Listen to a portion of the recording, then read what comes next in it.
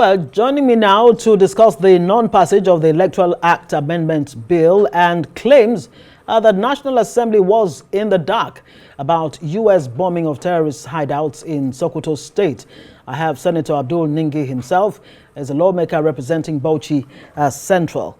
Thank you very much for joining us, distinguished Senator. Thank you. Good to have you on Newsnight. Thank you for having me. It's a pleasure to be here. Well, this must really come as a surprise to many Nigerians, not a few, that the Senate was kept in the dark, did not have any idea, was not informed by the federal government that the U.S. was actually going to carry out the Christmas Day strikes. Well, what exactly are we to make of this position now that you've taken? And walk us through how ordinarily the process should be. Well, thank you for this question. First and foremost, we're a nation, an independent nation. Right. Guided by rules and regulations.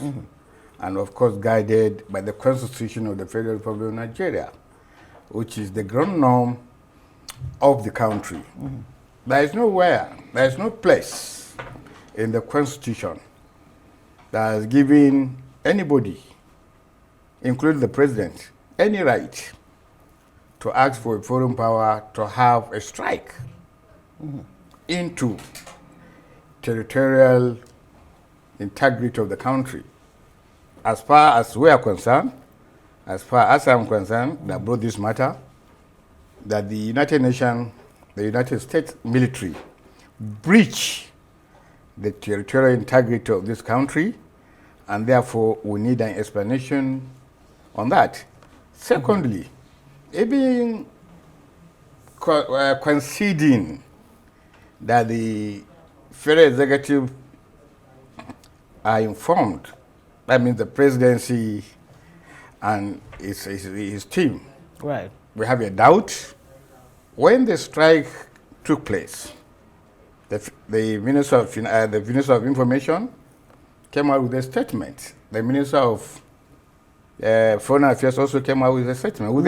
Where he said Nigerian authorities they worked hand in hand. They were informed. And they provided intel that the U.S. used in carrying out the strike. And that is the crux of the matter.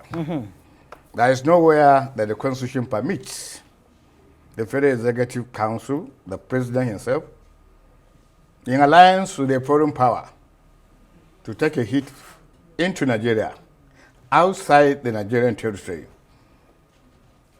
What the presidency ought to have done and ought to agree is that there should be an arrangement of alliance between the American forces and our local forces, and the hit and the strike, if it is necessary to take place, it ought to have taken place within the Nigerian territory. And if there is this reasoning that this strike took place from the sea, we also have territorial waters. Right. You can take this hit, we have territorial waters, and even as you are doing that, the National Assembly is not an appendix.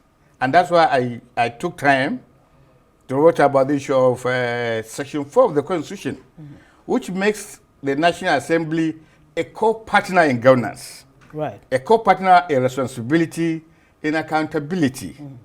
The executive have two elected officials, the president and the vice president. The entire membership of the National Assembly, 109, 360, are elected representatives of the people that should be accountable to the people. So if you don't do that on behalf of the nation without carrying the National Assembly, you don't need to carry everybody.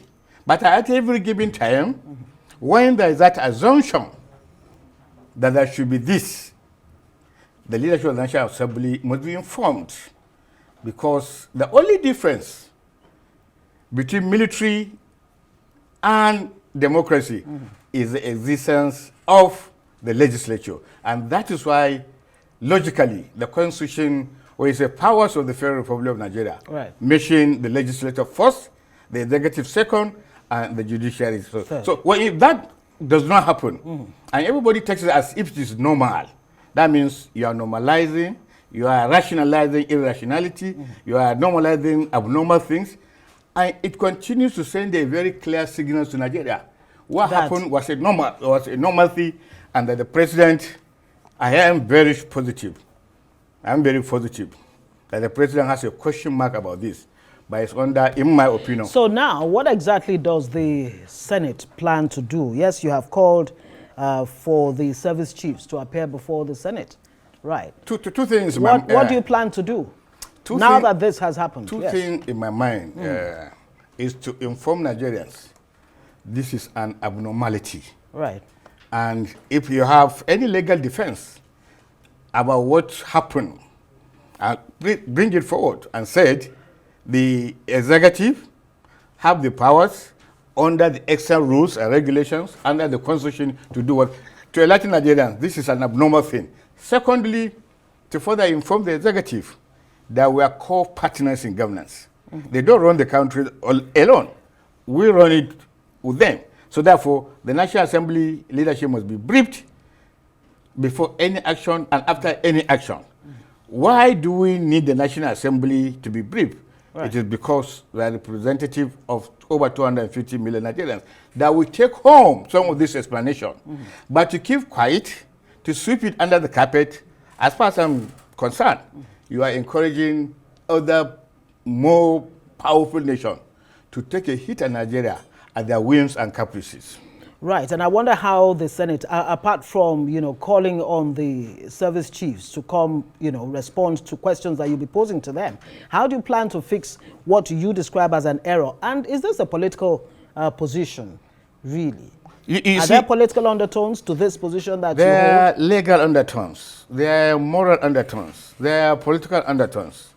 And if you tell me, as far as I'm concerned, I have problem with what happened. First of all, the political undertones was there was this assertion, allegedly, a Christian genocide in Nigeria. Right.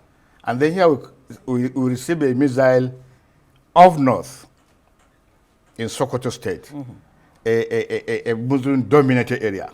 If you're really interested in taking off any person that is killing Christians, are you going to hit Tangaza? Are you going to hit Sokoto? Because that's a Christian domain. The Muslim domain. What happened at that area? Everybody was killed. That is killed along that corridor is a Muslim.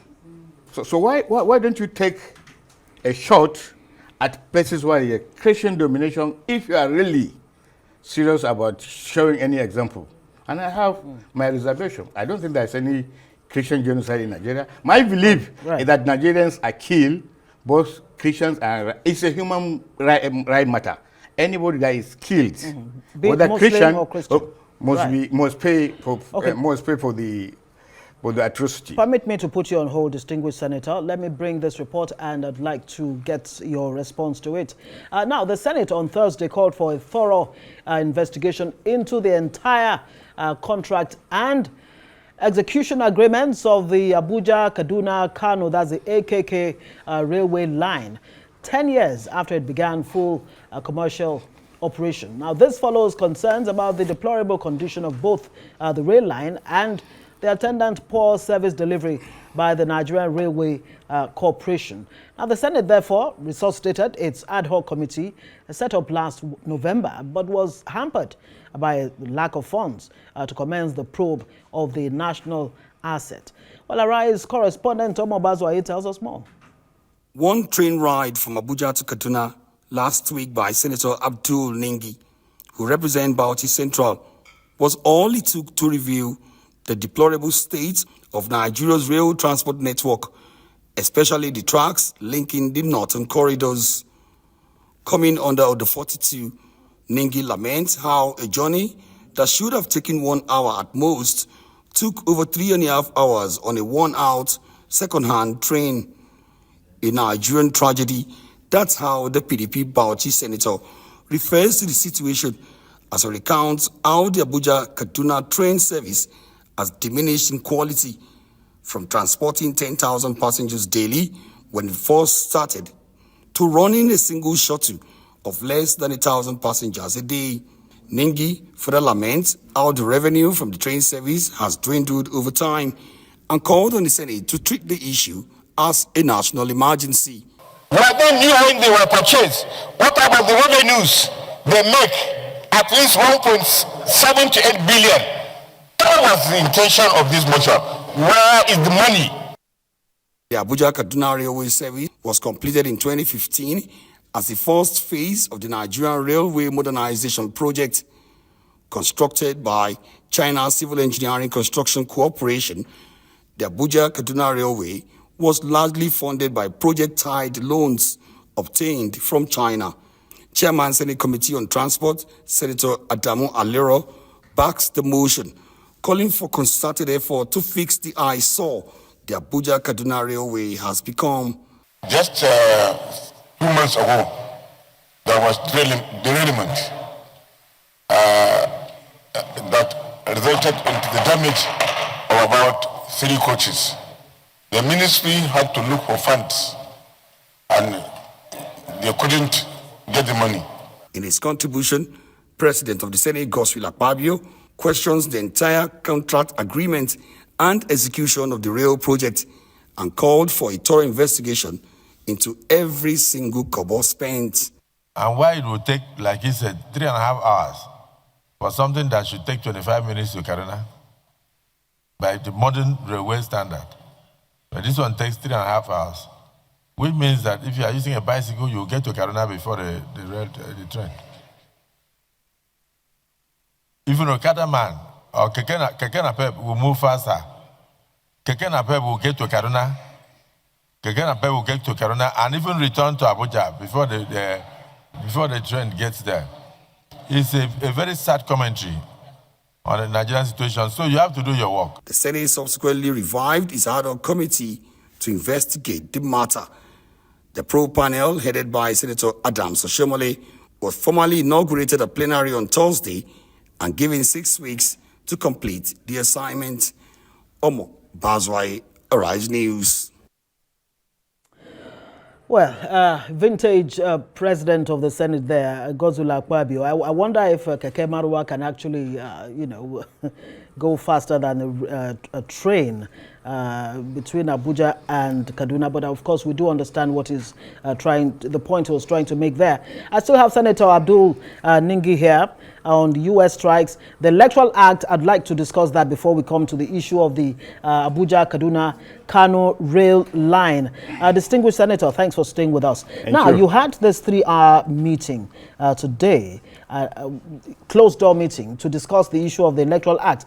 As you are resuming from your holiday, Nigerians expected that you would actually hit the ground running on addressing and passing the Electoral Act Amendment Bill.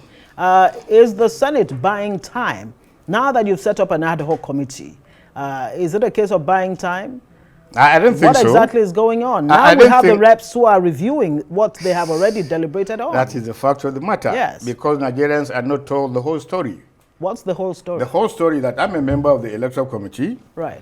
There is no committee that has spent more time than the Electoral Committee. We started our job as far back as September 2024. September 2024. 2 years ago. 2 years ago. And we have been all around the country. We had more than 5 sessions in Lagos. We had more than 5 sessions in Abuja, including going around the country, particularly the geopolitical regions. And we are collecting data. We are collecting information in forms of public hearing. This thing was done together in consonance with the House of Representatives. Yes, but they passed theirs in December. I'm coming. They passed theirs. Now they passed theirs according to your report, but then now they have to open it. Why we are going to do our one differently is because I know Nigerians are anxious, they are expectant, and their eyes all is on the Electoral Act. And it is our view that whatever is worth doing is worth doing well. No doubt. We are going to take this Electoral Act very serious, like we've never treated any act. We have begun to take this Electoral Act line by line. And in every clause, there will be debates. And there has been debate. When we went to an executive session today, we could see that if we are to stay all through today and tomorrow, debating the closest concern and arriving at what we ought to give Nigeria as the very best form of Electoral Act, will take us from sitting down to Monday. So when we did Monday next week, when we know that this is what is happening, you remember when the report was given on Tuesday, senators were told, go home and look at it clause by clause. And we came back, and our committee report the highlights, the areas that is so germane to a free and fair election. And the representative of committee, former Senate leader, Senator, read out the areas of concern. Which areas are those, very quickly, if you can? There are very many. Which ones come to mind readily? Which one comes to mind readily? You see, when do we start the party primaries? Who are the delegates? Electoral transmission. Where does this stop? Where does it start? Where does it stop? Areas like eligibility. What is the powers of the party vis-a-vis the powers of ANEC? When you go for an election into an election tribunal, who has the honors to prove? So a lot of things. How much time do you think you have? As I'm sure by next week. By next week, this committee are holding from today to Monday to highlight these gray areas. Not gray areas, but areas that are so important.